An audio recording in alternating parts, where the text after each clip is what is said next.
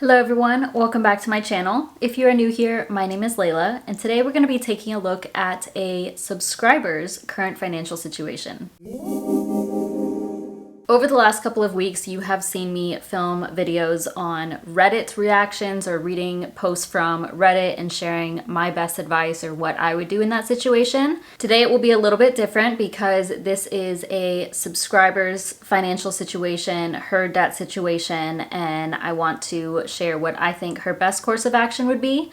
If you're interested in me taking a look at your finances, feel free to email me. Please provide as much detail as possible, and I have my email in the description box as well as all of the info that would help me to answer your questions. I also offer one-on-one sessions, and that is always linked down below as well.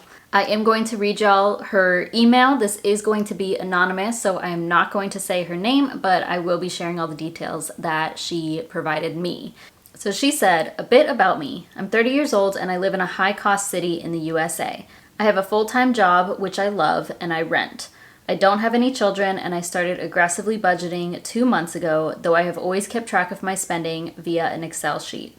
I love that you've kept track of your spending. That's really important. A lot of people are not even aware where their money is going. That's like a great first step to get aware of your finances. Aside from like listing all of your accounts and debts and stuff like that, you do want to see where your money is going every single month. So that's amazing. I also love that she loves her full-time job. She mentioned that, so that's ideal. Love that you love your full-time job. Currently, I have around $40,000 in debt. Here's the breakdown, and I will pop that up on the screen. So it looks like she has a credit card, a personal loan, a car loan, as well as student loans. She did list the minimum monthly payment as well as the interest rate for each of those. I'm glad to see the credit card at 0% for a little bit of time. Looks like that was a balance transfer. The personal loan is a little bit high. I think that's like normal these days. Same with the car, over 7%. That is so high to me. Like I just find that wild. But I did go and look at what the average rate is for car loans right now, and that's just the normal rate, I guess. So I don't think that you could refinance and get that any lower, to be honest. But yeah, it's upsetting that rates are that high. And then finally, 8 student loans totaling over $16,000. That's honestly not too bad. The interest rates are fairly high on those, and they are paused. They are federal loans because she says when they resume, it will be, or it's estimated to be $169 per month. Okay, let's move on.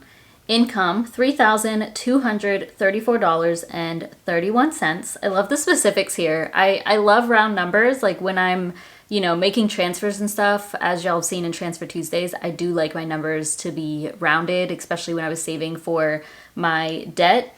But when it comes to budgeting, expenses, spending, all that stuff, I like it to be exact numbers, including the change. Because then everything's accounted for, everything is perfect. So I love that she's putting that in there. That's very much what I do.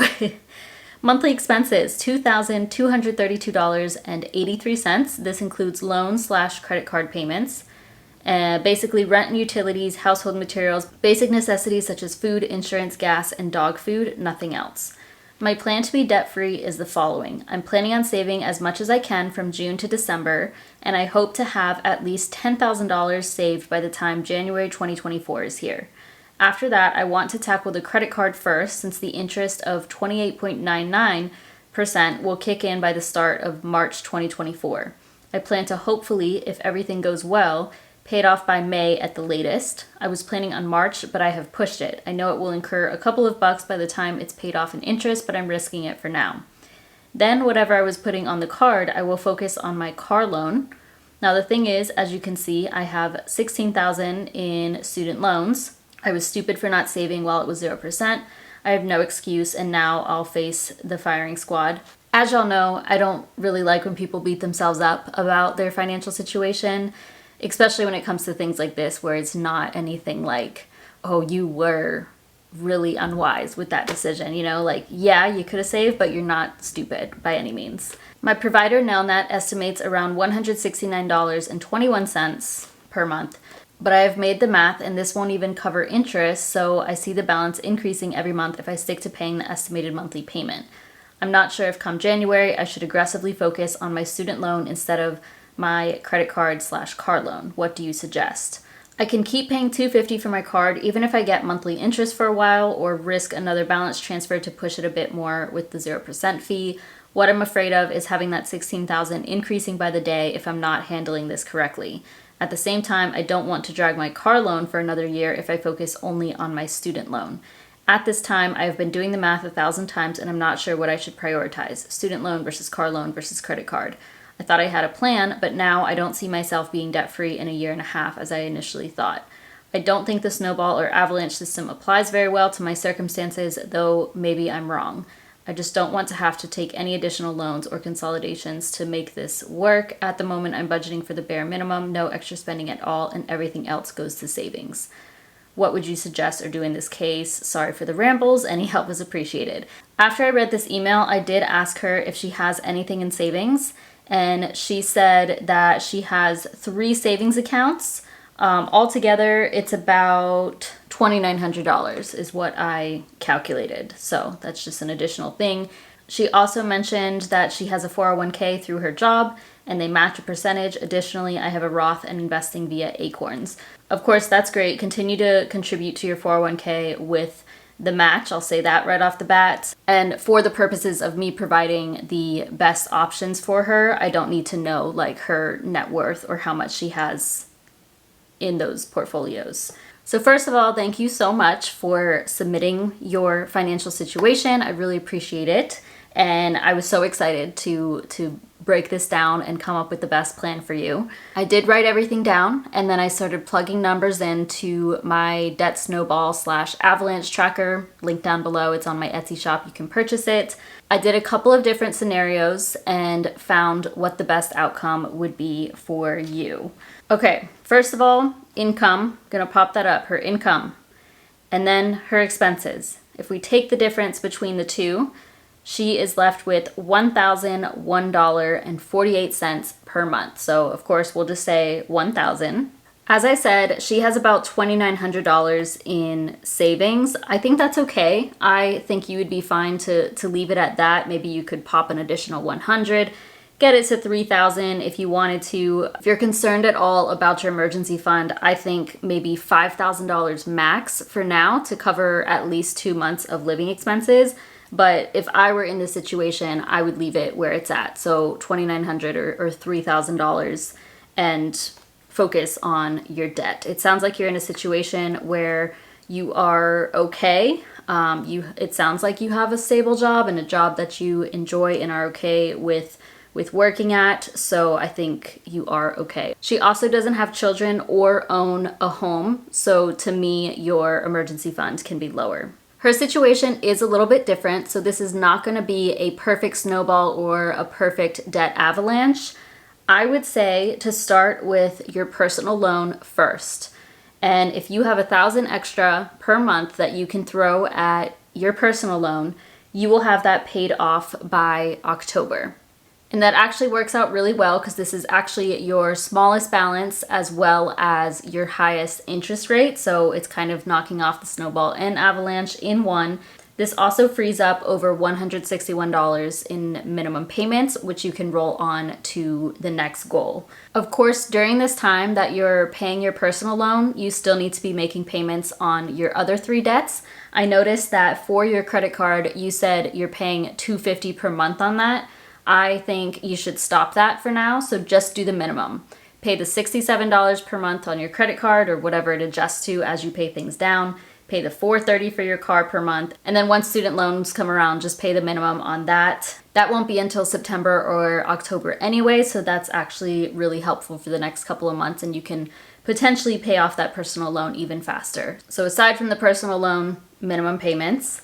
And then once your personal loan is paid off, I suggest saving as much as you possibly can from October through February. So save this in your high yield savings account. Make sure you are getting that interest, of course, and it sounds like you have great accounts to be using. She has Marcus. And while you're saving from October to February, just continue to pay the minimum payments on the 3 debts that you would have left. Now, if you do that, you would have about $4,300 saved by February, and your credit card, the one that's at 0% right now, would be around $5,000. So you should take that $4,300 that you saved up and make a lump sum payment to that credit card and get it paid off by March, maybe April at the latest. And this savings is in addition to your current savings. So keep your savings where it's at. Keep that $3,000. You could lower it if you wanted to, if you feel comfortable, but I suggest keeping a little bit in your emergency fund. So the $4,300 is what you would save from October to February, and then make a payment, a lump sum payment on your credit card. Pay it all off before the interest accrues, or if anything, just a small amount of interest accrues, and then you'll be credit card debt free. After that, you will have your car and student loans left. And this is where I looked at different scenarios. So I plugged in numbers to see if it would be better for you to focus on your car first or focus on your student loans first. And I found that it would be better if you pay down your car. And what I mean by better is that you are going to save money in interest if you focus on your car first. The other thing I like about paying down the car first is that minimum payment. $430 is quite a bit per month. If you can get rid of that as soon as possible, then that $430 goes to your next debt. And then of course, after that, it goes to whatever your other financial goals are. There are some people out there who do not want to be car debt free. They don't mind having car debt. They lease their cars even. I personally really enjoy not having a car payment. That was one of the most exciting parts of my financial journey, was completely paying off my car, and I think a lot of people can relate to that.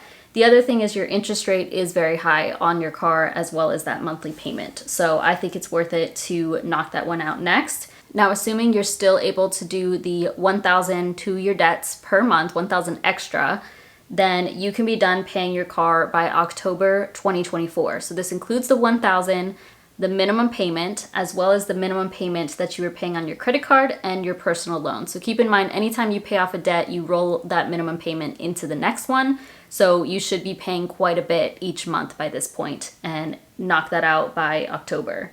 And then finally, your student loans. I would save this one for last. Not only are your interest rates lower, but since you have federal student loans, they are easy to put into deferment or anything like that. We still don't know what's happening with the Supreme Court. Who knows? They could get canceled and you won't even have to worry about this. So I can't answer to that yet, but assuming they're still around and you have to make those payments, you will be fine. Like when I plug this into my spreadsheet, I just put 5% for the total balance because I don't know what it's broken down by. And yes, there is going to be interest that you're going to be paying on your student loans, of course, but it's nothing crazy. It's nothing to be worried about because you have a lower balance. $16,000 is not that much compared to many other people. So your payment should be okay to cover what you need to. And by the time you get to October 2024, you will owe less money on your student loans.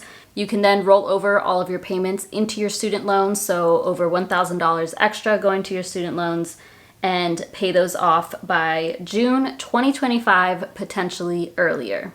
And no, that is not a year and a half, but it's about 2 years, potentially less than that, and that's still incredible. If you're like me, you're gonna go through this journey and probably write down numbers and pop things into spreadsheets frequently just because you wanna see what's possible. And honestly, looking back, it's not even worth it doing that. It's just a waste of time. I did that so frequently. I have journals from back in the day where I was just like writing down what's possible, how soon can I be debt-free? And at the end of the day, it was just a waste of time because none of my calculations were 100% correct. You will get there. And I do think it's important to pick a plan and stick to it, and you can adjust if needed. But once you have that plan and you know that it will work, just continue going after it. You know, you don't have to reevaluate things every single month. Like no matter what, you will get there. Even if it's 2.5 years or 3 years, it will be okay. Keep in mind that I wanted to be debt-free in 4 years. I kept saying every year that I wanted to be debt-free by this year, and that didn't happen, and it took me 5 years overall. So you will get there, and it looks like you are doing pretty okay, especially since you're paying attention to your spending and keeping costs low. All these numbers don't take into consideration that you would be, like traveling or spending on anything else. So of course, this is not perfect by any means, but it looks like you can be debt-free in potentially less than 2 years, or if anything, 2.5 years. You could also maybe increase your income, and that will speed up the process as well. I did reverse the student loans and car loan to see how much interest you would pay if you focused on your student loans first, and it would cost you a little bit more in interest to do your student loans first. But it's honestly not that much. It's like a difference of $100-something for the whole time that you're paying down your debt. So yeah, those are my suggestions. Personal loan first, save, pay down that credit card as soon as you can, and then go to your car, go to your student loans, and you'll be good. Thank you again for submitting this information. It was fun, and I hope that this was helpful. Any of y'all, feel free to comment down below if you would change anything that I suggested or what you think about her situation. Otherwise, thank you so much for watching. Please give this video a thumbs up and subscribe if you haven't already. It really supports my channel, and I'll see you in my next one.